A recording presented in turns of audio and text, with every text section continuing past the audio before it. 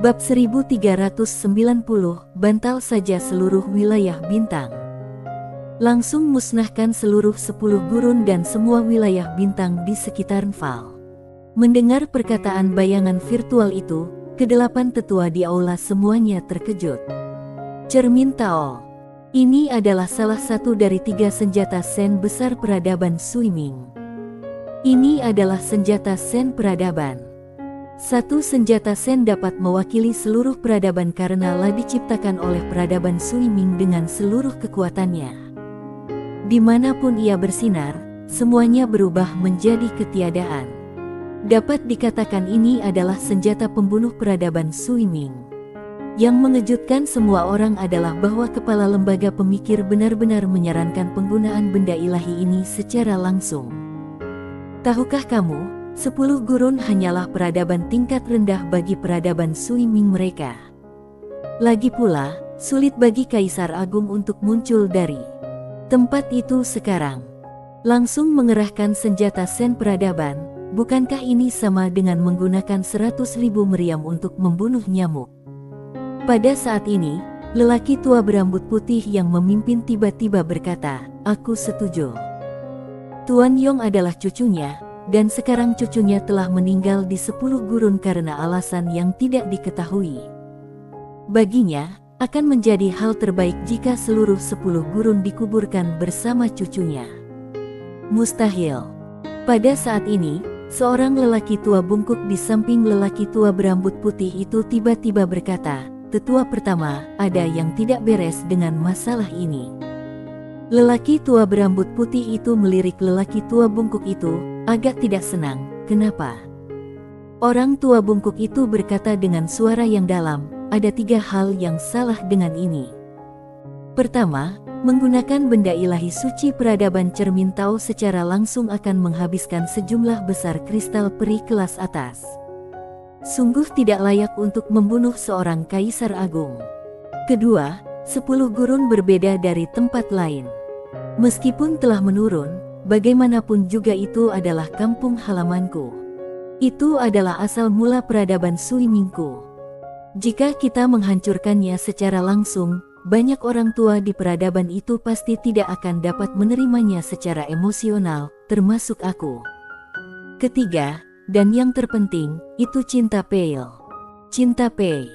Begitu kata-kata itu diucapkan, wajah semua orang di aula berubah. Lelaki tua bungkuk itu juga tampak sedikit serius. "Tetua pertama, jangan lupa bahwa alam semesta di bawah ini disegel. Alasan mengapa wanita itu meninggalkan segel ini adalah untuk melindungi 10 gurun dan alam semesta di bawah ini. Jika kita menggunakan cermin Tao untuk menghancurkan tempat itu secara langsung, keributannya akan sangat besar. Jika kita membuat wanita itu khawatir, maka..." Setelah mengatakan itu, dia tidak berkata apa-apa lagi. Wajah semua orang di lapangan tampak agak jelek. Bagaimana kalau wanita itu khawatir dan datang menimbulkan masalah? Siapa yang dapat menahannya? Sang tetua pertama juga terdiam. Meskipun dia benar-benar ingin memusnahkan seluruh 10 gurun dan dikuburkan bersama cucunya, dia tahu betul bahwa apa yang dikatakan tetua kedua masuk akal. Demi seorang kultivator pedang Kaisar Agung, akan terlalu melelahkan untuk menggunakan cermin Tao secara langsung. Itu benar-benar tidak sepadan. Dan jika dia memprovokasi wanita itu karena ini, maka tidak akan menjadi pertanyaan apakah itu sepadan atau tidak. Itu sungguh perilaku bodoh. Pada saat ini, seorang tetua tiba-tiba berkata, "Tetapi itu adalah nasihat dari kepala lembaga pemikir." Tetua kedua terdiam. Kepala lembaga pemikir.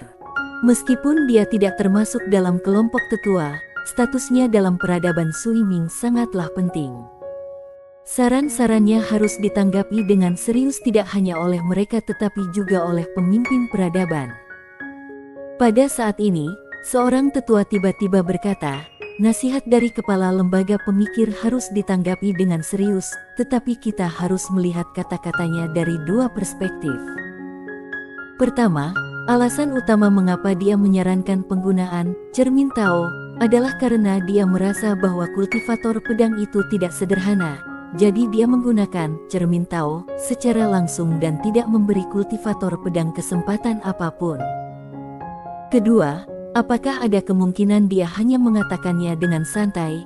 Misalnya, untuk membunuh nyamuk, kamu dapat menggunakan meriam untuk meledakkannya, atau kamu dapat mencubitnya dengan lembut dengan tangan kamu.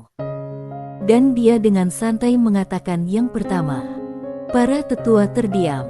Jelas, mereka tidak begitu menerima kata-kata orang tua itu. Bukankah ini hanya omong kosong? Pada saat ini, seseorang tiba-tiba berkata, bagaimana kalau bertanya padanya lagi? Semua orang menatap ke arah lelaki tua yang sedang berbicara itu, dan berkata serempak, pergilah. Orang tua itu melambaikan tangannya dengan cepat, tidak, aku tidak akan pergi. Oh sial. Kepala lembaga pemikir itu memiliki sifat pemarah seperti anjing gila. Suatu kali seorang tetua hanya bertanya kepadanya, dan dia memarahinya selama 100 tahun. 100 tahun. Saat mereka bertemu, dia mengutuk orang itu bodoh. 100 tahun. Hal yang paling menyebalkan adalah kamu tidak bisa memarahinya. Dan kamu tidak bisa memukulnya. Dan kamu tidak bisa bermain dengannya. Dia tidak hanya memiliki IQ tertinggi di antara semua orang di swimming, dia juga memiliki sekelompok makhluk mengerikan dengan IQ setinggi iblis di bawah Ria. Apa yang dilakukan orang-orang ini? Setiap hari di ruangan kecil itu, merencanakan bagaimana cara melawan peradaban lain. Trik kotor, trik kejam, trik jahat, yang tak ada habisnya. Pada awalnya, dua peradaban lainnya tidak tahan dengan konspirasi dan tipu daya kelompoknya, jadi mereka langsung bergabung untuk melancarkan pembunuhan besar-besaran. Hal itu hampir menyebabkan perang peradaban ketiga. Tetua yang dimarahi akhirnya tak tahan lagi, ia pun berinisiatif mengundurkan diri dari kelompok tetua dan pergi bekerja di luar. Tanya dia sekarang, bukankah ini hanya mengenai moncong senjata? Seorang tetua tiba-tiba terbatuk dan berkata, mengapa harus repot-repot dengan masalah kecil seperti ini? Kita bisa menyelesaikannya dengan berdiskusi bersama. Para tetua lainnya juga mengangguk cepat untuk menunjukkan persetujuan mereka. Tetua kedua berkata dengan suara yang dalam, meskipun kultivator pedang itu hanya seorang kaisar agung, karena kepala lembaga pemikir telah menyebutkan namanya, kita tidak bisa meremehkannya. Tentu saja tidak bisa diremehkan. Tetua lain tiba-tiba angkat bicara, semua orang tahu seperti apa karakter Tuan Yong. Dia selalu berhati-hati dan tenang, dan pandai membuat rencana, tetapi dia tewas di tangan pemuda itu. Ini berarti bahwa pemuda itu pastilah luar biasa. Selain itu, tempat itu memiliki segel wanita itu, jadi kita tidak boleh ceroboh. Segel. Yang paling mengganggu mereka adalah segel yang ditinggalkan Cinta Pei di bawah. Dengan adanya segel itu, siapapun yang turun ke sana, tidak peduli seberapa tinggi alam mereka akan ditekan ke alam Kaisar Agung, dan mereka yang sedikit lebih rendah akan ditekan lebih rendah lagi. Tetua lainnya tiba-tiba berkata, suruh Sago Suan pergil. Sago Suan. Setelah hening sejenak, semua orang mengangguk sedikit. Ya. Tetua pertama lalu angkat bicara, biarkan dia membawa pengawal Dewa Perunggu Platinum untuk memastikan tidak ada yang salah. Semua orang sedikit terkejut dan sedikit heran, tetapi tetap mengangguk. Lembaga pemikir. Ini adalah departemen yang sangat penting dalam peradaban swimming. Dapat dikatakan bahwa departemen ini memainkan peran yang menentukan dalam setiap keputusan penting peradaban swimming. Dapat dikatakan bahwa orang-orang terpintar di seluruh peradaban swimming berkumpul di sini. Di dalam sebuah paviliun, seorang wanita berdiri di tengah paviliun. La mengenakan gaun sutra dan memegang sebuah buku kuno di tangannya. La tidak memakai riasan apapun dan sangat cantik. Ada 4 dinding di sekelilingnya, dan setiap dinding adalah langit berbintang. Melihat ke sekelilingnya, langit berbintang itu dipenuhi dengan buku-buku kuno yang padat. dikelilingi oleh lautan buku. Orang ini tidak lain adalah kepala lembaga pemikir ibu kota peradaban Suiming, Gujina Suil. Di seluruh peradaban Suiming, tidak lebih dari 5 orang yang dapat menggunakan karakter Sui sebagai nama keluarga mereka. Pada saat itu, seorang pemuda berjalan memasuki aula. La membungkuk sedikit dan berkata, "Tuan." Sui Gujin berkata, "Beritahukan paviliun Suiming dan minta mereka menyiapkan cermin Tao." Suaranya bagaikan tetesan air mata air dingin, menyejukkan dan menyegarkan. Pemuda itu tertegun, lalu bertanya, "Yang Mulia merasa bahwa paviliun Tetus tidak akan menggunakan cermin Tao pada 10 gurun?" Gujina Sui berkata dengan tenang, "Mereka akan meremehkan musuh." Pemuda itu ragu sejenak, lalu berkata, "Tuan, sungguh luar biasa pemuda itu mampu membunuh Tuan Yong, tetapi, jika langsung menggunakan cermin Tao, apakah itu?" "Mohon pencerahannya, Tuan." Gujina Sul perlahan menutup matanya. Orang itu tidak menjadi kaisar karena esensi kaisar, tetapi menjadi kaisar atas kemauannya sendiri dan menegakkan tatanan. Dari sini, kita dapat melihat bahwa dia adalah kaisar Tao. Dan fakta bahwa dia mampu membunuh Tuan Yong menunjukkan bahwa dia telah menjadi tokoh besar, seorang kaisar Tao yang telah membangun sistem Dao yang lengkap. Di tempat seperti itu, mustahil bagi satu orang untuk membangun sistem Dao menggunakan cermin Tao memiliki 2 tujuan. Pertama, untuk membunuhnya secara langsung tanpa memberinya kesempatan. Kedua, jika orang-orang di belakangnya dapat melawan cermin Tao, itu berarti ada peradaban kuat yang tidak diketahui di belakang orang ini. Pada saat itu, kita dapat memanfaatkannya atau memenangkan hatinya. Pemuda itu membungkuk dalam-dalam dan berkata, "Aku mengerti." Kemudian dia melangkah mundur. Gujina Sui tiba-tiba bertanya, "Apakah mereka mengirim Zago Suan ke 10 gurun?" Anak laki-laki itu mengangguk, "Ya." Gujina Sui berkata, "Setelah dia meninggal, gunakan cermin Tao lagi." Tuan pemuda itu terkejut. Gujina Sui memasang ekspresi kosong di wajahnya. "Jika kamu melakukan kesalahan, kamu harus menanggung akibatnya. Jika tidak, kamu akan melakukan kesalahan yang sama lagi lain kali." Pemuda itu membungkuk dalam-dalam, lalu melangkah mundur. Gujina Sui tiba-tiba membuka matanya. "Fasafan, apa tujuanmu? Apakah kultivator pedang muda ini ada hubungannya denganmu?" 10 gurun, di dalam pagoda kecil. Sander Ye sedang melihat 2 cincin penyimpanan di depannya. Ini adalah cincin penyimpanan yang ditinggalkan oleh Tuan Yong dan lelaki tua berpakaian hitam. Dia akui, ini sungguh bagus. Di dalam cincin penyimpanan Tuan Yong ini, terdapat 32.000 esensi kaisar terbaik. 32.000. Terlebih lagi, semuanya merupakan esensi kaisar kelas atas. Ada juga beberapa benda ilahi, di antaranya ada ratusan benda ilahi suci setingkat senjata kaisar, dan ribuan benda suci. Selain itu, ada berbagai macam ramuan, formasi, teknik bela diri, dan kekuatan magis, yang semuanya berlevel tinggi. Khususnya teknik bela diri dan kekuatan magis tersebut, jika ditempatkan di 10 gurun, itu serangan pengurangan dimensi. Yang terpenting adalah Tuan Yong ini memiliki 2 urat esensi kaisar tingkat atas. Cincin penyimpanan ini juga membentuk dunia ruangnya sendiri. 2 urat esensi kaisar kelas atas tersembunyi di 2 gunung yang tiada batas. Karena 2 urat esensi kaisar kelas atas, energi spiritual di cincin penyimpanan ini sangat kaya, dan udara dipenuhi dengan bau esensi kaisar. Ketika Sander Ye menemukan 2 urat esensi kaisar kelas atas ini, dia langsung gembira. Ini benar-benar terlalu penting baginya saat ini. Dengan esensi kaisar dan urat esensi kaisar kelas atas ini, ada banyak hal yang dapat dilakukannya. Tentu saja, hal ini juga membuatnya paham bahwa identitas Tuan Yong di peradaban Suiming jelas tidak sederhana, karena menurutnya, sesuatu seperti urat esensi kaisar tingkat atas seharusnya merupakan keberadaan yang langka bahkan di antara orang-orang tua, dan Tuan Yong ternyata memiliki 2.